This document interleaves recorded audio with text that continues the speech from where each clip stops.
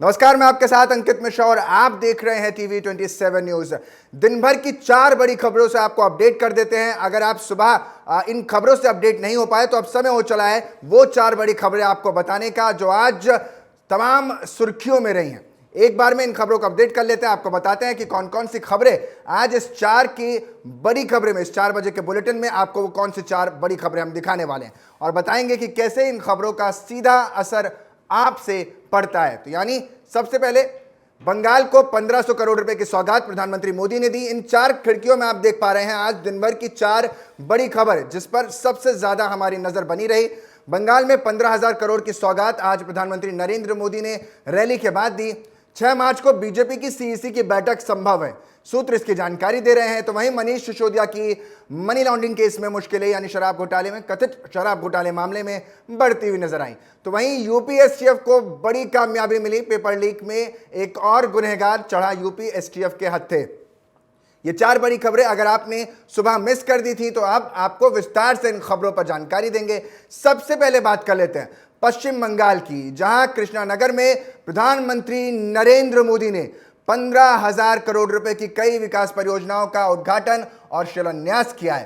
तो यानी साफ तौर पर 4 बजे की ये बड़ी खबरें हम आपको दे रहे हैं। 4 खिड़कियों में आप देख पा रहे हैं कि आज के इन 4 इवेंट में आपके लिए क्या लेकर आए। बंगाल में 15,000 करोड़ रुपए की सौगात दी। ये वो दुर्ग है जिसको भेदने के लिए लगातार बीजेपी कोशिश कर रही है। लोकसभा चुनाव से पहले टीएमसी के गढ़ में गरजे हैं प्रधानमंत्री नरेंद्र मोदी और कहा यह भी जा रहा है। दूसरी खिड़की में आपको नजर आ रहा है 6 मार्च को बीजेपी की सीईसी की बैठक होनी है और इस बैठक में बाकी बची हुई सीटों को लेकर मंथन होगा। यानी इस सीटों को जो आके बाकी लोकसभा के चुनाव में सीटें हैं उनको लेकर के नामों पर चर्चा संभव है। मनीष सिसोदिया की मुश्किलें बढ़ती नजर आ रही हैं, न्यायिक हिरासत को बढ़ा दिया गया। तो वहीं यूपी एसटीएफ को बड़ी कामयाबी मिली है। पेपर लीक मामले में जो गुनहगार हैं एक के बाद एक उन पर यह कार्रवाई होती हुई नजर आ रही है।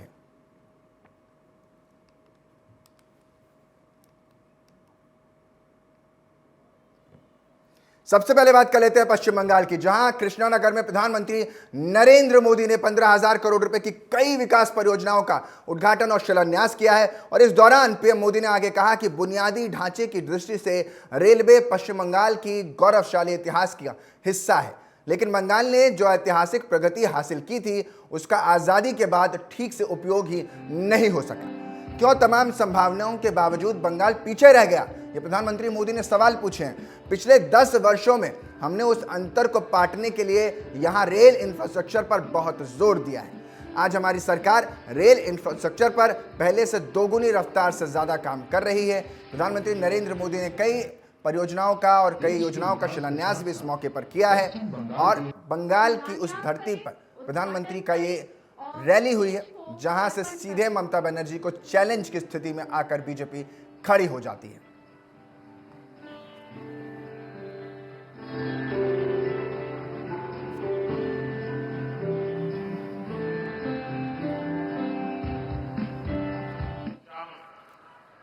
और सशक्तिकरण, इसके लिए जो भी योजना भारत सरकार लाती है उसको भी टीएमसी सरकार यहां ठीक से लागू नहीं होने देती। पूरे देश में बेटी बचाओ बेटी पढ़ाओ अभियान चला, लेकिन पश्चिम बंगाल की सरकार ने यहां लागू नहीं होने दिया। महिला सुरक्षा को सशक्त करने के लिए पूरे देश में महिला हेल्पलाइन स्थापित की गई है, लेकिन टीएमसी सरकार इसे लेकर भी गंभीर नहीं है। बहनों को धुएं से मुक्ति दिलाने के लिए पूरे देश में 10 करोड़ मुफ्त उज्ज्वला गैस कनेक्शन दिए जा चुके हैं। गरीब परिवार की बहनों को केंद्र सरकार सस्ता सिलेंडर दे रही है। यहां पश्चिम बंगाल में भी इसके लिए 13 लाख एप्लीकेशन आई है, लेकिन इसके लिए हर जिले में जो उज्ज्वला कमेटी बनानी होती है वो तक टीएमसी सरकार नहीं बना रही है। मेरे सहयोगी पंकज वानखेड़े ज्यादा जानकारी के साथ मेरे साथ जुड़ गए हैं। पंकज, लोकसभा चुनाव से पहले प्रधानमंत्री नरेंद्र मोदी उस जगह पहुंचे हैं जहां से मुख्यमंत्री ममता बनर्जी लगातार बीजेपी को चुनौती देती हैं। इसको आप कैसे देख रहे हैं? ममता के गढ़ में प्रधानमंत्री नरेंद्र मोदी गरजते हुए नजर आए। बिल्कुल बेशक अंकित, देखिए भारतीय जनता पार्टी का सबसे बड़ा कोई टारगेट कोई स्टेट होगा जहां पे बड़े बहुमत के साथ बड़ी सीटें, ज़्यादातर सीटें जीत के लाने की वो चैलेंजिंग स्टेट होगा वो बंगाल। क्योंकि हमने देखा था इसके पहले भी चुनाव से पहले भारतीय जनता पार्टी के पास शून्य था, लेकिन उसके बाद धीरे धीरे 2019 तक बढ़ता चला गया कारवा। तो अब कहीं ना कहीं अभी उस तरह की बात निकल के आ रही है। लेकिन दूसरी बात सबसे महत्वपूर्ण है कि आज प्रधानमंत्री मोदी बंगाल में थे और वहाँ पे लगातार लोगों को संबोधित करते हुए बताते नजर आए कि किस तरह से उज्ज्वला योजना का कितना पूरे देश व्यापी कितना असर रहा, लोगों को कितना फायदा मिला। लेकिन ये बंगाल है, बंगाल में फायदा वहाँ की सरकार, जो टीएमसी सरकार, वो पहुंचने नहीं दे रही है। दूसरी तरफ जिक्र किया संदेश खाली का भी जिक्र किया प्रधानमंत्री मोदी ने, कहा कि बहनों के साथ अत्याचार हो रहा है और जो गुनहगार हैं वो खुद सरेंडर नहीं, सरकार सरेंडर नहीं करवा पाती है, वो खुद सरेंडर करते, गिरफ्तार नहीं कर पाती है। इस तरह की बात की करप्शन को लेकर बड़े सवाल उठाए हैं ममता सरकार के ऊपर से। तो कहीं ना कहीं माना जाता है कि प्रधानमंत्री मोदी का जो बंगाल का चुनाव का रण है कि उसकी शुरुआत हो गई है और अब जिस तरह से जैसे जैसे उम्मीदवारों का ऐलान होगा वैसे वैसे और तेज प्रचार प्रसार किया जाएगा। और कहीं ना कहीं टीएमसी लगातार मोदी सरकार घेरने की कोशिश करती है, लेकिन इस बार कहीं ना कहीं फ्रंट फुट पे खेलती हुई बीजेपी नजर आ रही है। 0 से 18 का सफर तय कर लिया है साफ तौर पर भारतीय जनता पार्टी ने। पिछले लोकसभा की अगर बात करें 18 सीटें जीती थी और 22 टीएमसी जीत कर आई है। तो तृणमूल कांग्रेस को आपस में जो एक हम देख पा रहे हैं कि आई गठबंधन से मिलकर भी एक सहयोग नहीं मिल पा रहा, या यूं कहे वो सहयोग के लिए तैयार नहीं है। तो क्या टीएमसी को टक्कर देने के लिए बीजेपी पूरी तरीके से तैयार है इस क्षेत्र में घुसने के लिए और सेंधमारी करने के लिए?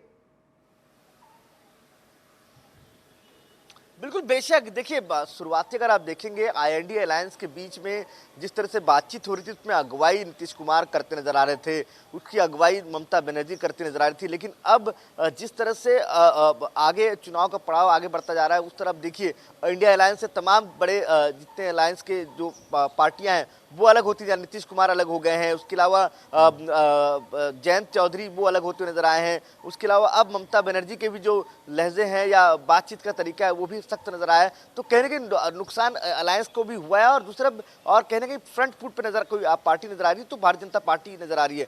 तो अब ये देखना होगा कि क्या अलायंस होगा पश्चिम बंगाल में टीएमसी और कांग्रेस का, अगर होता है तो उसका इम्पैक्ट कितना पड़ेगा ये भी महत्वपूर्ण होगा। बिल्कुल पंकज, आप लगातार नजर बनाए रहिए सर। अगली खबर की तरफ दर्शकों को लिए चलते हैं। अब आज दिन भर की दूसरी बड़ी खबर जो सबसे पहले लोकसभा चुनाव 2024 को लेकर बीजेपी के तरफ से निकल कर आ रही है, जहां प्रत्याशियों की दूसरी सूची में 6 मार्च को आ सकती है। जो जानकारी निकलकर सामने आ रही है, 6 मार्च को भाजपा केंद्र चुनाव समिति की बैठक होने वाली है। संभावना तो यहां तक जताई जा रही है कि बैठक के बाद बीजेपी आम चुनाव के लिए उम्मीदवारों की दूसरी लिस्ट जारी करेगी। इससे पहले दिल्ली में 29 फरवरी को भाजपा मुख्यालय में पार्टी की केंद्रीय चुनाव समिति की बैठक हो चुकी है और नामों पर सहमति भी करीब करीब बन चुकी है। इससे पहले जल्द या कभी भी भाजपा पहली सूची 1 या 2 दिनों में जारी भी कर सकती है।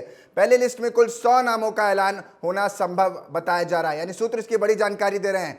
दूसरी बैठक की तैयारी, जिसमें बाकी की बची सीटों पर उम्मीदवारों को लेकर चर्चा की जाएगी। केंद्र चुनाव समिति की बैठक होने वाली है और इस बैठक के जरिए यह तय किया जाएगा कि बाकी की सीटों पर कौन कहां से उम्मीदवार होगा। मेरे साथ मेरे सहयोगी पंकज वानखेड़े ज्यादा जानकारी के साथ लगातार बने हुए हैं।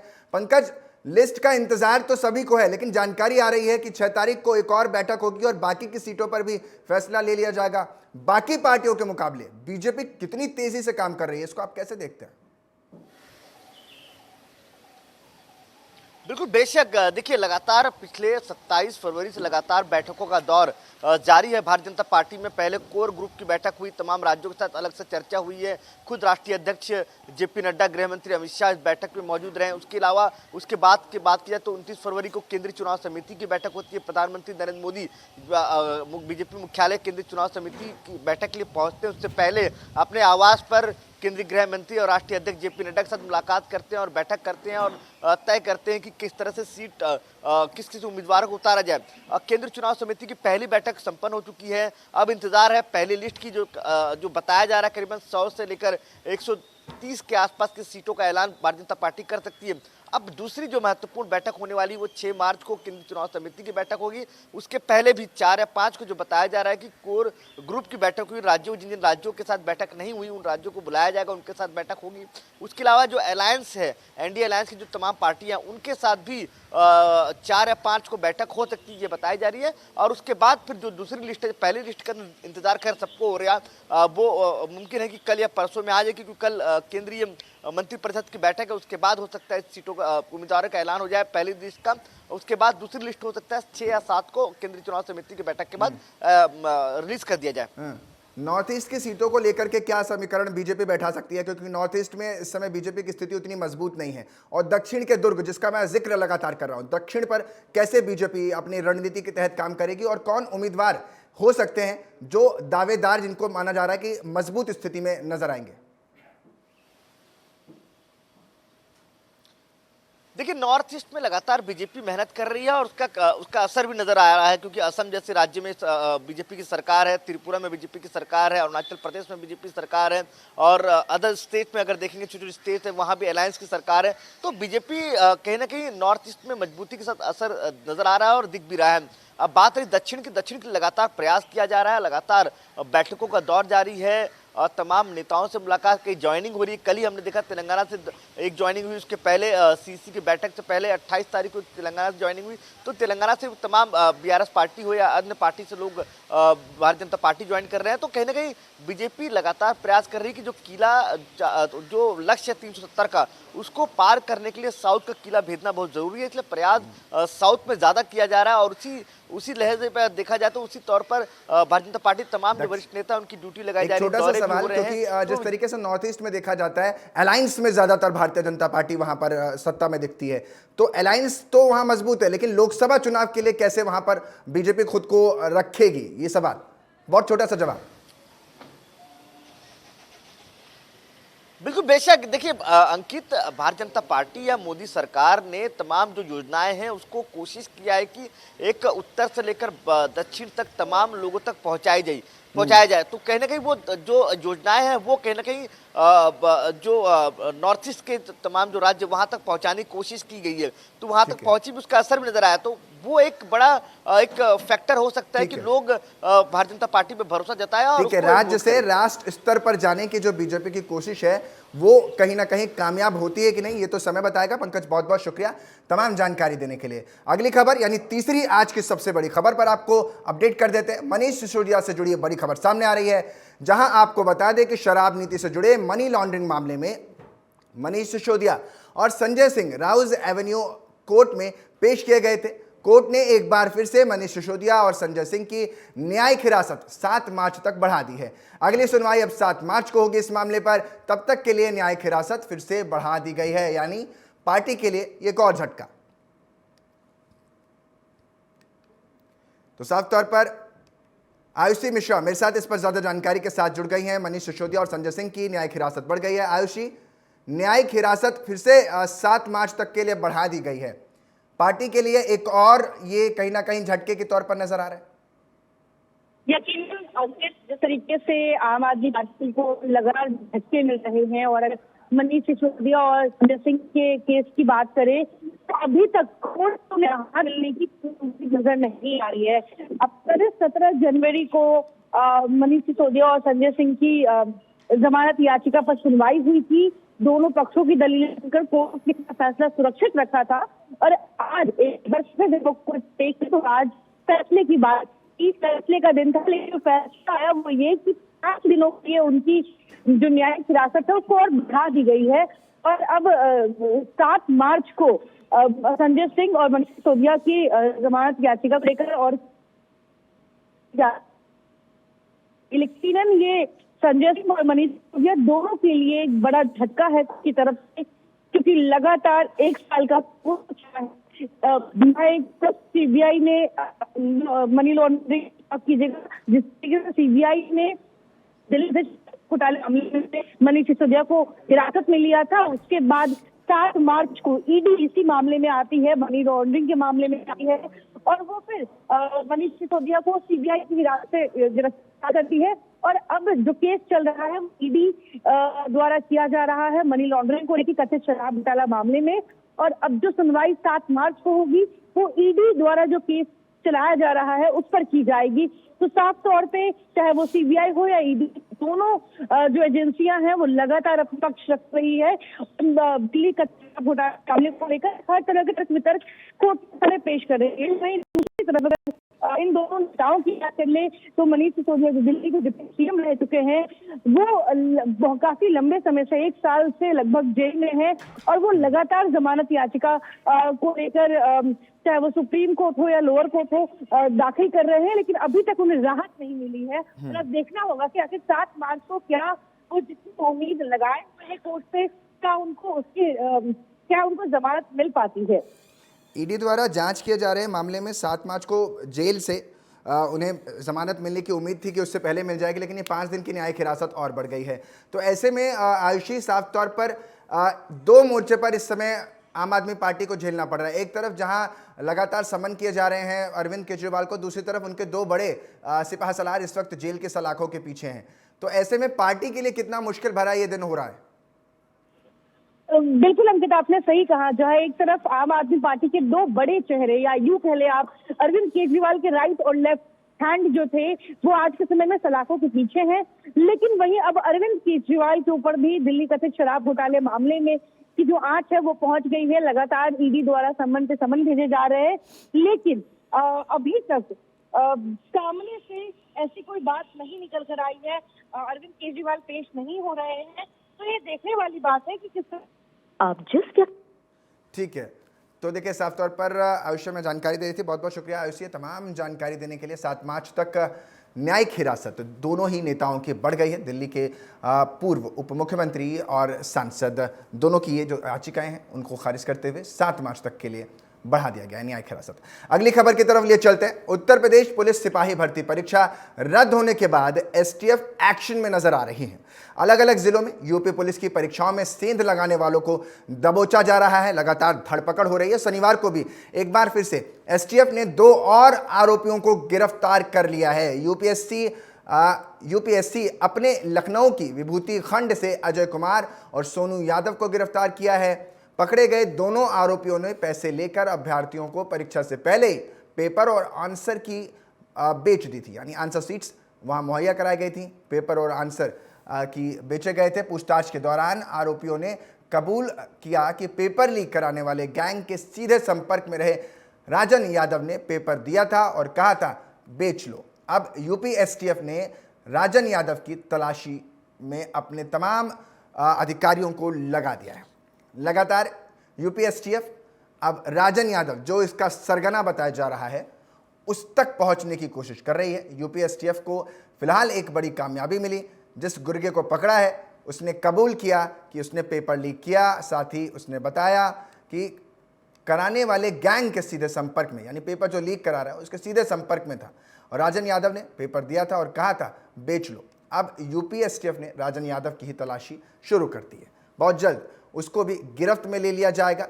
पूछताछ लगातार जिन अपराधियों को पकड़ा है उनसे की जा रही है और ये तस्वीरें आपको दिखा रहे हैं वो अपराधी हैं जिन्हें यूपी एसटीएफ ने पकड़ लिया है।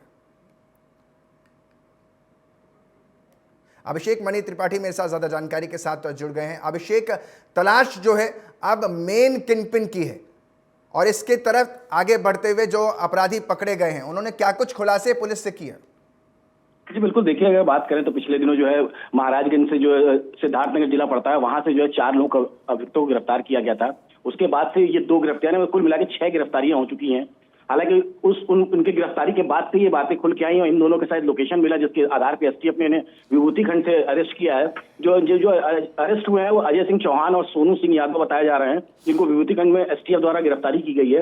हालांकि अभी इन्हें रिमांड में लेकर आगे की कार्रवाई की जाएगी, तब आगे की चीजें खुल के सामने आएंगी।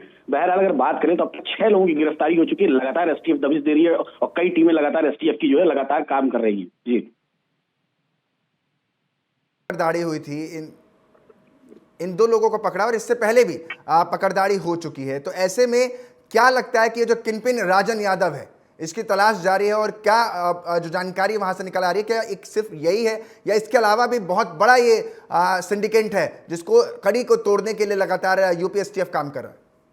जी बिल्कुल, देखिए ये जाहिर सी बात है, इतना बड़ी परीक्षा थी और ये बात उत्तर प्रदेश की नहीं है, अन्य राज्यों से भी जुड़ा हुआ था मामला। तो अभी तो धीरे धीरे नेटवर्क खुल रहा है। जो चीज अभी सामने आई है, जो शुरू की 4 गिरफ्तारियां हुई, उसके बाद से 2 गिरफ्तारी ये भी हुई, तो 6 लोगों की गिरफ्तारी होगी। और जो मेन सरगना है उसके लिए लगातार एसटीएफ दबिश दे रही है। लेकिन जो है, जो कड़ियां मिलती जा रही है उसके आधार पर जो भी अरेस्टिंग हो रही है और एसटीएफ उनसे पूछताछ कर रही है, जो नए लोगों के बारे में जानकारी मिल रही है, फिर उन्हें भी पकड़ा जा रहा है। तो लगातार जल्दी जो मुख्य अभियुक्त है उसको भी पकड़ा जाएगा। लेकिन ये भी कहना बहुत अलग बात नहीं होगी कि जो अन्य राज्य हैं वहां भी पेपर लीक हुआ है, तो मूल जो सूत्र है इनका, कहां से पेपर लीक हुआ, वहां तक पहुंचना बहुत जरूरी है कि क्या उत्तर प्रदेश में ही पेपर लीक हुआ, अन्य राज्यों में भी पेपर लीक हुआ, कैसे क्या कुछ मामला, इसको लेकर लगातार एसटीएफ इस पर निगाह बनाई हुई है। जी अभिषेक, जो तस्वीरें कहीं ना कहीं देखिए, क्योंकि जो अभ्यर्थी वहां पहुंचे हुए थे, जो एग्ज़ाम देने पहुंचे हुए थे, उनमें रोष देखने को मिला। और वो रोष कहीं ना कहीं जब इस तरीके की मेहनत कोई करके आता है और इस तरीके के जो गुंडागर्दी करते हैं, एक तरीके से कहें अपराधी जो हैं, उनकी एक गलती की वजह से, एक गुनाह की वजह से लाखों जीवन दांव पर लग जाते हैं। तो ऐसे में क्या अभ्यर्थी इस कार्यवाही से संतुष्ट नजर आते हैं प्रदेश के? जी देखिए, सबसे पहले तो जो जांच की बात की गई थी कि उसमें क्या कुछ तथ्य सामने निकल के थे, अगर ये बात सामने आती थी कि ये पेपर लीक आउट हुआ है, तो उसके बाद से जो भर्ती बोर्ड ने तत्काल इस परीक्षा को निरस्त किया। और मुख्यमंत्री योगी आदित्यनाथ ने साफ कहा था कि बच्चों के साथ जो भी दुर्व्यवहार हुआ है उसके लिए वो खुद देखेंगे, सारी चीजें अपनी मॉनिटरिंग उन्होंने किया। परीक्षा को रद्द किया गया, आने वाले 6 महीने में फिर से परीक्षा रद्द कराई जाएगी। और साथ ही उन्होंने कहा कि जो बच्चे परीक्षा देने आए थे उनके जो एडमिट कार्ड होंगे उसी को टिकट माना जाएगा, वो उसी से बस से ट्रेवल करेंगे, ट्रेन से ट्रेवल करके आके अपनी परीक्षाएं दें। लेकिन कहीं ना कहीं बच्चों को जो कुव्यवस्था मिली, इस तरह से पेपर लीक आउट होने की समस्याएं आई, तो लगातार उनका मनोबल टूटता है। उसको लेकर लगातार कार्रवाई की जा रही है। एक बात साफ है कि उत्तर प्रदेश में इस तरह के किसी भी शख्स को छोड़ा नहीं जाएगा। साफ मुख्यमंत्री योगी आदित्यनाथ इस मामले की सारी जानकारियां ले रहे हैं। उन्होंने साफ बोल रखा है कि किसी तरह से कोई भी जो भी इस मामले में संलिप्त पाया जाएगा उस पर कठोर से कठोर कार्रवाई की जाएगी। जी अभिषेक, एक बहुत छोटा सा सवाल आपसे कि इन दोनों की गिरफ्तारी कहां से हुई है और अब तक इस मामले में पूरी कितनी गिरफ्तारियां हो चुकी हैं? ये अब तक देखिए, इस मामले में टोटल इसको मिलाकर इन 2 मामलों को लेकर 6 गिरफ्तारियां हो चुकी हैं। शुरुआत में 4 गिरफ्तारियां हुई थी, जो कि सिद्धार्थनगर से हुई थी। गोरखपुर एसटीएफ टीम के साथ गिरफ्तारियां हुई थी, जिसमें 1 आदमी देवरिया से था और 4 आदमी बांग्लादेश से निकले थे। और बाकी जो गिरफ्तारियां हुई हैं 2 लखनऊ के विभूति खंड इलाके से हुई हैं, जो कि किसान बाजार पड़ता है, वहां से इन दोनों की गिरफ्तारी हुई है। बहुत बहुत शुक्रिया अभिषेक, ये तमाम जानकारी देने के लिए। यहाँ वक्त हो चला एक छोटे से ब्रेक का। आप बने रहिए हमारे साथ, देखते रहिए TV27 न्यूज़।